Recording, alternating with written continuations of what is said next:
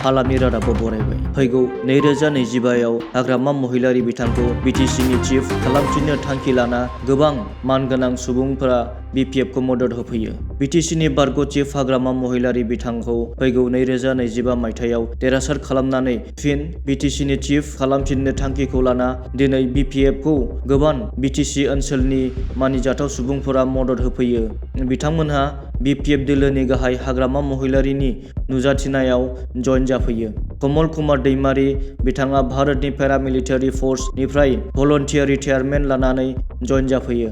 आरोबाव बेबादिनो बिथांजों लोगोसे बारग' DFO, रिटायार्ड ACS अफिसार आरो गोबां मानगोनां सुबुंफोरा दिनै BPFआव जइन जाफैयो। औ नंगौ, आं दिनै क'क्राझार जिल्लायाव आर'नाइ रिजर्टआव फैनानै पार्सनेलि आं जइन जाफैनायनि मेन उद्देश्यआ जाबाय एकमात्र जोङो मोनसेल' राहा लामा दङ जे BTC आरो बर' रायजोखौ फोथांनानै लाखिनाया जोङो हाग्रामा महिलारि सारखौ सिफ खालामनाया बहुद गोनां। बे कारनाव आं जइन जाफैदों। आङो 2003निफ्राय फेब्रुवारि दाननिफ्राय आं दिनैसिम 21 बोसोर आं पेरामिलिटारि फर्सआव मावना फैबाय मेजर रेंकआव।